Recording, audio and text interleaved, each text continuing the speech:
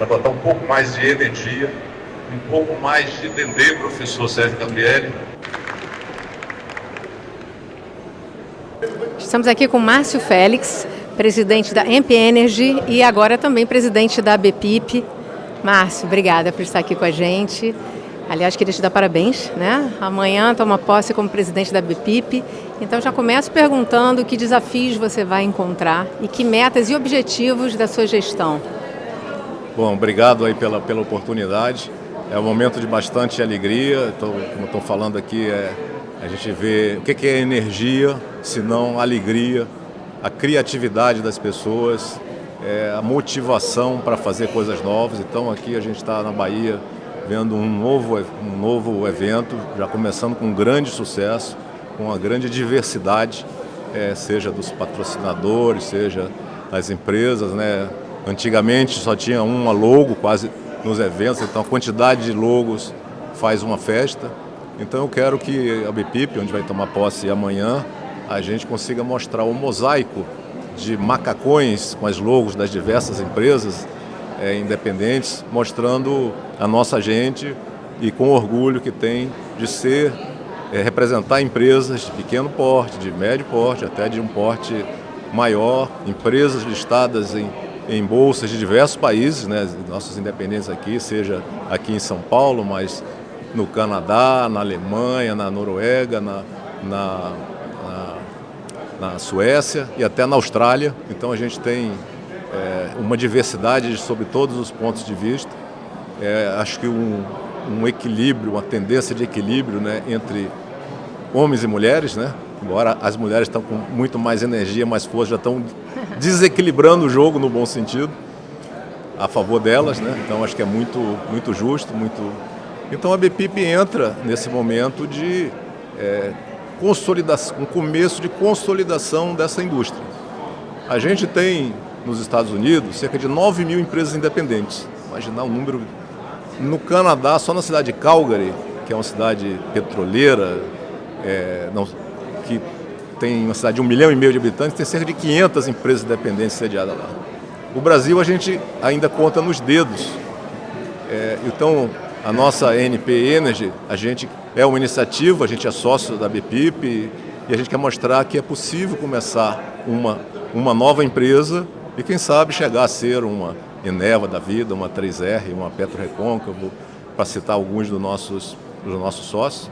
Então a gente precisa estar unido, acho que o mundo precisa de união, de desfragmentação, chama assim, de uma visão o termo que eu vi aqui, que eu gosto muito, que é a visão mais sincrética possível, sob o ponto de vista energético.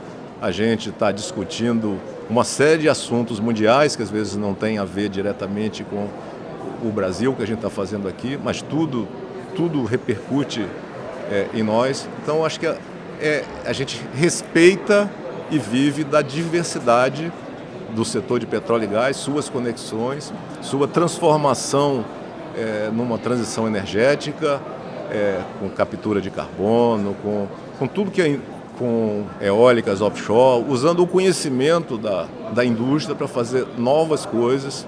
E tem o gás para a energia, gás para o fio, vamos dizer assim, gas to ar. Eu digo que é gás para tudo. Então, com o gás a gente pode fazer muitas e muitas coisas, de fertilizante, que o Brasil é um grande país do agro. A gente tem o setor petroquímico. Então, tem uma série o setor de saneamento que precisa de produtos. E, no final, o gás e o petróleo, eles não simplesmente são um combustível de fazer se movimentar o mundo através de transporte, navio, mas sim são bens de primeira necessidade que a gente tem que ter uma responsabilidade de preservar, de buscar o maior fator de recuperação possível das riquezas que tem. Então, isso está na essência dos independentes, de gerar empregos na veia localmente, não só empregos, mas contratação de bens e serviços no local. Então, isso a gente já vê, o brilho nos olhos de pessoas no interior do Rio Grande do Norte, no interior de Sergipe, de Alagoas, da Bahia, do Espírito Santo, do Maranhão, enfim, do Amazonas. Então, vários lugares, se não vou falar do Brasil inteiro, mas vários lugares. Eu acho assim, se alguém tem alguma dúvida, vá nesses lugares e veja, olhe as pessoas têm brilho nos olhos ou não. Você tocou num ponto que seria a minha segunda pergunta. Realmente a atividade dos independentes dinamizou muito, especialmente no onshore, especialmente no Nordeste, isso é fato.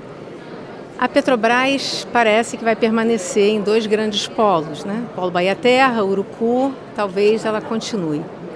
O que isso pode impactar ou como isso pode entrar dentro dessa cadeia no modelo que está acontecendo agora, de diversidade de fornecedores?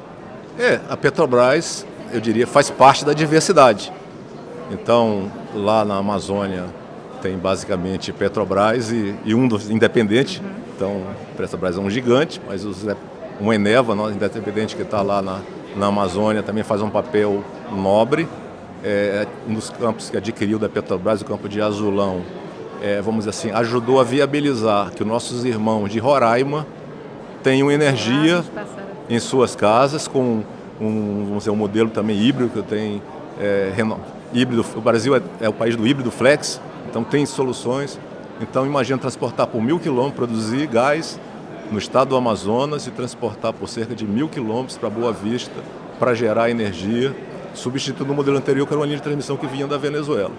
Então isso tem um papel poderosíssimo e substituindo geração a diesel e óleo combustível. Então só isso aí já dentro da nossa Amazônia já é uma diminuição da pegada de carbono. Você falou de oportunidades várias de investimento, especialmente com a aposta de novos investidores. Dentro dessa cadeia, refinaria de pequeno porte, que inclusive a ENP tem projeto, GNL Small Scale, toda essa linha, o que tem de gargalo para que essa atividade possa se desenvolver? Sim, nas diversas experiências, eu aprendi, então, quando eu era secretário de Desenvolvimento do Espírito Santo, que eu falei, governador, vamos primeiro criar, estudar onde pode, onde não pode ter um empreendimento. E ele me falou uma coisa seguinte, olha, Márcio, vai acontecer 2 coisas se a gente fizer isso. Nós não vamos ter emprego e o Brasil não vai ter projeto. Porque quem faz o projeto acontecer é o empreendedor. O empreendedor que tem que puxar, acreditar, então vencer os desafios que são de toda a ordem.